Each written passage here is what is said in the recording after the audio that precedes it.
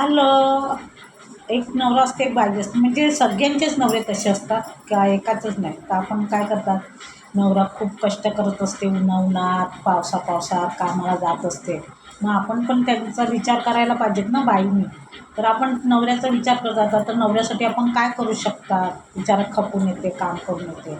तर आपण हेच विचार करणार ना का नवरा आल्यावर घरी त्याला चांगला काहीतरी खायला बनवू त्यांच्या पसंतचा. तर काय बनवू त्यांना आवडेल ती आपण बनवतात. अजून काय बनवतात, असे स्वादिष्ट जेवण बनवतात आणि नवऱ्याला आपण देतात का बाबा संध्याकाळी आले, हातपाय धुतले, चाय पाणी पिला का बसतात. बसल्यावर जेवणाची वेळ झाली का जेवण वगैरे आज तुमच्या पसंतचं जेवण बनवलं आहे मी, चालेल बोलते. काय बनवलं, हे बनवलं तुमच्या आवडीचं, चालेल. बरेच दिवस झाले मी खाल्लं नाही ना ते, आज तुम्ही आवडीचं बनवलं, आज भरपूर खाईल. असं करून नवरा बसते जेवायला आणि जेवते. आता बाईने एवढं मेहनत करू ना, त्यांनी तुम्ही जेवण बनवलेलं आहे एवढा स्वादिष्ट आहे. नवऱ्याने घातली अहो कसं झालं जेवण, जेवण चांगलं झालं आहे तसं, पण त्याच्यात एक वस्तू कमी आहे. कुठली वस्तू कमी आहे, त्याच्यात खोबरा असताना खूप टेस्टी झाली असते. पण अहो त्यांनी मी खोबरा टाकलेला आहे.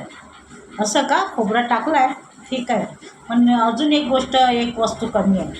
काय कमी आहे, ह्याच्यात बटाटी पाहिजे होती. बटाटी टाकली असते ना तर एवढा स्वादिष्ट झाला असता जेवण मस्त. तर बायको सांगते आता मी तुमच्यासाठी एवढं आवडीने जेवण बनवला. अजून बटाट तर काय त्याच्यात चव काय असते, बटाट्यात चव नसते. ती फक्त वाढण्यासाठी ते बटाटे टाकत असतात किंवा बटाट्याची वडा पाव बनवण्यासाठी ते चांगलं असते. भाजीत आपण जास्त बटाटे टाकली ते कशी गोडच होते भाजी. ते वाढण्यासाठी आपण टाकू शकतो. पण नवरा असं खोड काढत असते का, आपण त्याचा विचार केला. म्हणजे बाईने एवढ्या मेहनतीने बनवलं आहे तर बाईचा पण थोडा आदर करायला पाहिजे ना नवऱ्याने, का वा छान केलं असं. हे कमी आहे ते कमी, खोड्या काढायला काही विसरणार नाही नवरा. जसं आहे तसंच द्या.